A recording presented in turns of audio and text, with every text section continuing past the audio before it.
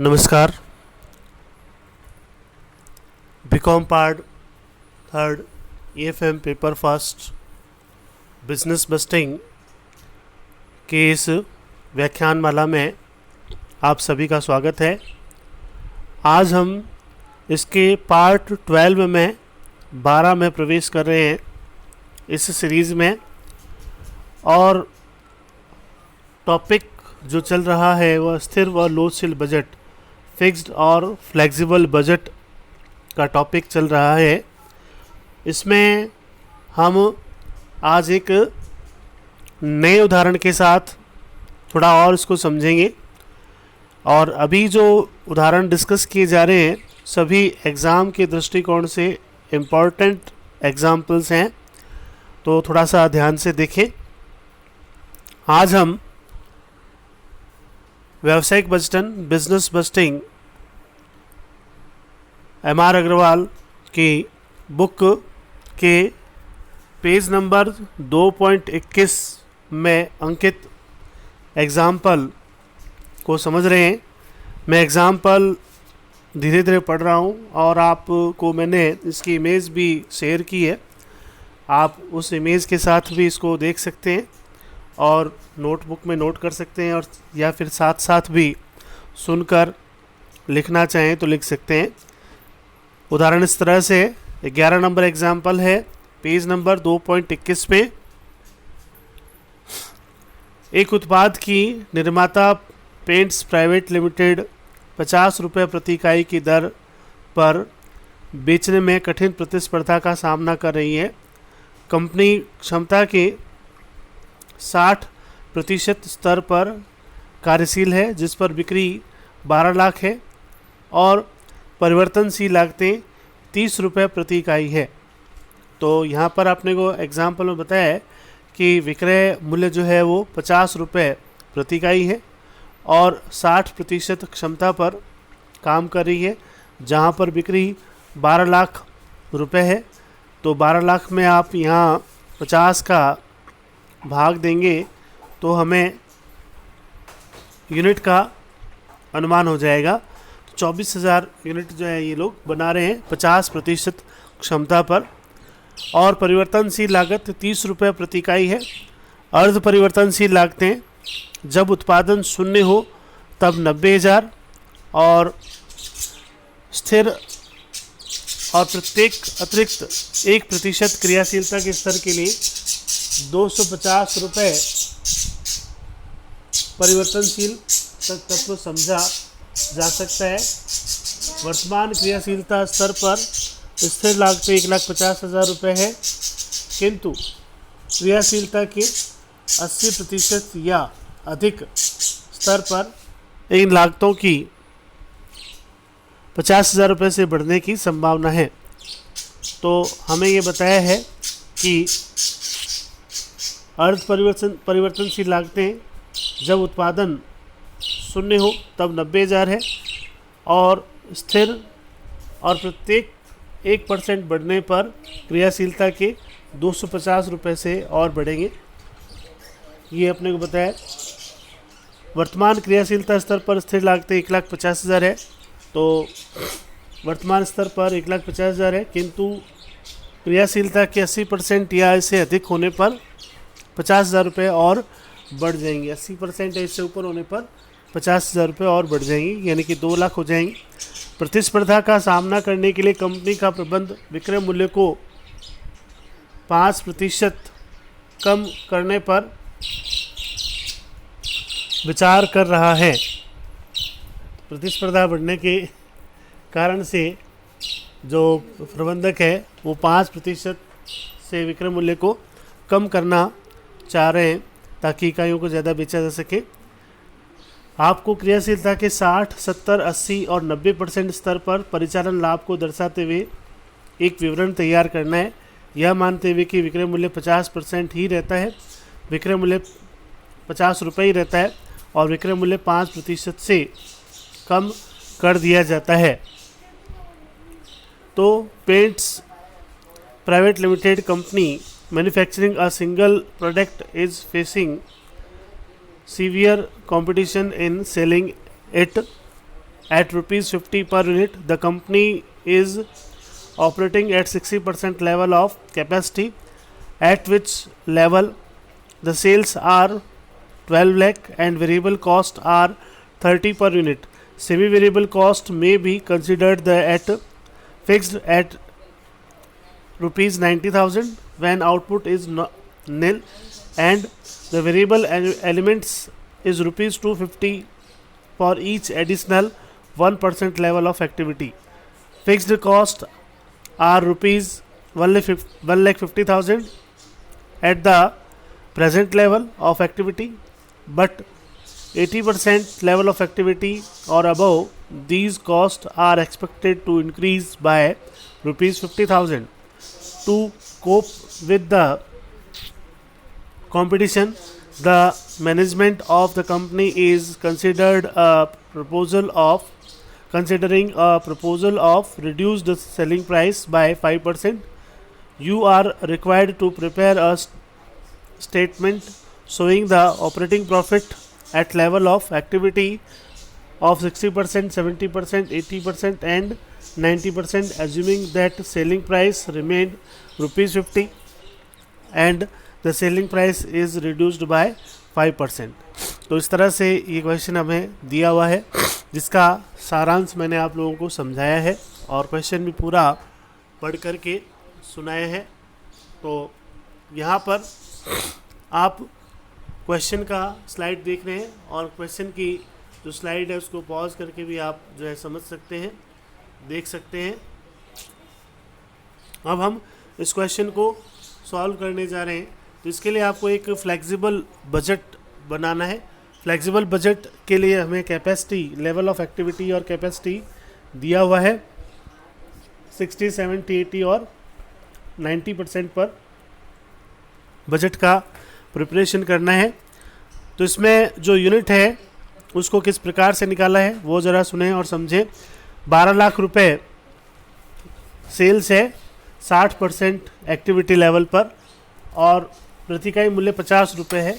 तो 12 लाख में 50 का भाग दिया तो 60% एक्टिविटी पर जो यूनिट आई है वह 24,000 आई है। तो 60% पर 24,000 है तो 70 पे कितना होगा, 24,000 भाग 60 गुना 70, 24,000 24,000 upon 60 multiplied by 70 is equal to 28,000। इसी तरह से 80 पे होगा 24 अपॉन 60 गुना 80 इज इक्वल टू 32,000 और 90 पे होगा 36,000। इसी प्रकार से ज्ञात करोगी। और फिर है वेरिएबल कॉस्ट। वेरिएबल कॉस्ट सीधा सीधा हमें बताया है कि 30 रुपये प्रति इकाई वेरिएबल कॉस्ट है। तो 24,000 को 30 से सीधा सीधा गुणा करेंगे तो 7,20,000 आएगा। 28,000 को करेंगे तो 8,40,000 आएगा और 32,000 को करेंगे तो 9,60,000 आएगा और 36,000 को करेंगे तो 10,80,000 आएगा। इसी प्रकार से सेमी वेरिएबल एक्सपेंसेस हमें दो पार्ट में दिए गए हैं। फिक्स्ड पार्ट अलग बताया है और वेरिएबल पार्ट अलग बताया है। फिक्स्ड पार्ट है जिसमें आपका 90,000 फिक्स्ड है ऑल लेवल, तो 90,000 ऑल लेवल पर फिक्स्ड है। अगर प्रोडक्शन 0 भी होता है तो भी 90,000 है और 60 है तो भी 90,000 है, 70 है तो भी 90,000 है, 80 है तो भी 90,000 है और 90% है तो भी 90,000 है। उसके अलावा ₹250 पर 1% जो है वो आपका वेरिएबल पोर्शन है, यानी कि 1% क्रियाशीलता स्तर पर 250 रुपये आपका इसमें वेरिएबल पार्ट है, परिवर्तनशील पार्ट है। इसको कैसे कैलकुलेट करना है ध्यान से सुने। अभी 60% का बजट बना रहे हैं तो 60 गुना 250 करना है। 60 गुना 250, तो 60 को 250 से गुणा करेंगे तो 15,000 आएगा।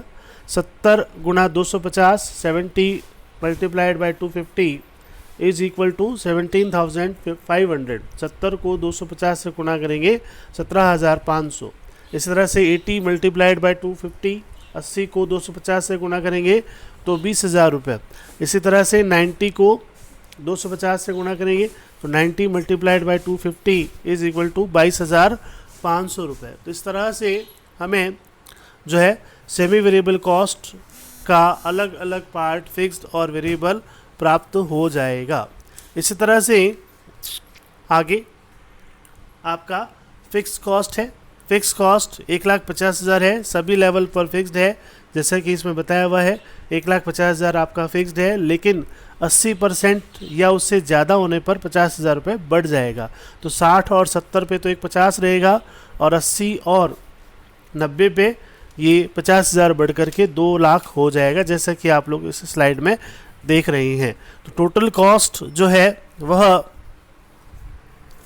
9,75,000, 10,97,500, 12,70,000 और 13,92,500 रुपये टोटल जो है कॉस्ट है आपका, जिसमें सबका जोड़ किया हुआ है, वेरिएबल का, सेमी वेरिएबल का और फिक्स्ड का। अब यदि अपना सेल्स प्राइस 50 रुपये रहता है तो टोटल सेल्स क्या होगी उसको कैलकुलेट किया हुआ है। टोटल सेल्स 24,000 को 50 से गुना करोगे तो 12 लाख, और अगर 28,000 को करोगे तो 14 लाख रुपए, और 32,000 को करोगे तो 16 लाख रुपए, और 36,000 को करोगे तो 18 लाख रुपए सेल्स प्राइस या सेल्स हमें टोटल सेल्स मिलेगी। और इस टोटल सेल्स में से आप कॉस्ट को घटा देते हैं तो हमें प्रॉफिट मिलेगा। तो प्रॉफिट जो है 2,25,000 फर्स्ट 60% पर, 70% पर 3,02,500, 80% पर 3,30,000 और 90% पर 4,07,500 रुपये प्रॉफिट आया है। और मोर प्रॉफिटेबल जो है वो आपका लास्ट वाला लेवल है 4,07,500 रुपये। लेकिन यदि आप प्राइस रिडक्शन कर देते हैं, प्राइस में कमी कर देते हैं 5% की, तो नया प्राइस क्या होगा, 50 रुपये का 5% माने 2 रुपये 50 पैसे, 2.50। 50 का 5%, 50 का 5% इज इक्वल टू 2.50। अगर 2.50 घटा देते हैं तो नया प्राइस होगा 47.50, 47.50। और 47.50 को उसी तरह से गुना करेंगे 24,000 से, 28,000 से, 32,000 से और 36,000 से, 60, 70, 80% और 90% के लेवल के लिए। तो हमें सेल्स प्राइस 11,40,000, 13,30,000, 15,20,000 और 17,10,000 रुपये प्राप्त होगी।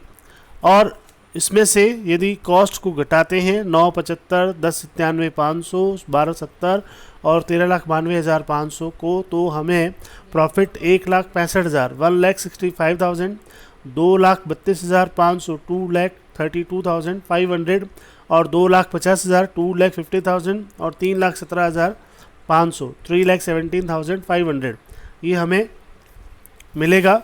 तो इसमें सर्वाधिक जो प्रॉफिट है वह उसी लास्ट लेवल पर है 3,17,500। तो जो है सजेस्टर ये सजेस्ट करेगा कि लास्ट लेवल का प्रोडक्शन जो है वो 90% पे किया जाना चाहिए, और वहाँ पे ये जो लेवल है वो प्रॉफिटेबल है। तो इस तरह से हम जो है एक्टिविटी लेवल भी फ्लेक्सिबल बजट के माध्यम से तय कर सकते हैं। जैसा कि इस एग्जांपल में आपने देखा है कि हम किस तरह से डिफरेंट एक्टिविटी लेवल पर डिफरेंट यूनिट्स और डिफरेंट सेल्स प्राइस से किस प्रकार से एक डिसीजन पर पहुंच सकते हैं, और कितना प्रॉफिट होगा इसका एक अनुमान, एग्जैक्ट अनुमान भी हम लगा सकते हैं। इनमें कुछ बातों को छोड़ दिया जाता है, जैसे प्राइस में कमी है या ज़्यादा है, तो ये सब बातें अगर क्वेश्चन में दे रखी हो तो उनको भी कंसिडर कर लिया जाता है या किया जा सकता है, ऐसी भी कोई प्रॉब्लम नहीं है। तो इस तरह से वेरियस डिसीजन जो है आप फिक्स्ड और फ्लेक्सिबल बजट के माध्यम से ले सकते हैं। तो आज हमने एक एग्जाम्पल समझा है जो एग्ज़ाम के दृष्टिकोण से भी काफ़ी इम्पॉर्टेंट एग्जाम्पल है। आगे भी एक ऐसा ही एग्जाम्पल लिया जाएगा जो काफ़ी इम्पॉर्टेंट होगा। तो शीघ्र ही हम दूसरे चैप्टर में प्रवेश करने वाले हैं। फिक्स्ड और फ्लेक्सिबल बजट को छोड़ते हुए आगे हम बढ़ेंगे टाइप ऑफ बजट, जो नेक्स्ट टाइप ऑफ बजट है, बहुत सारे बजट्स हैं, उनको भी हम समझेंगे।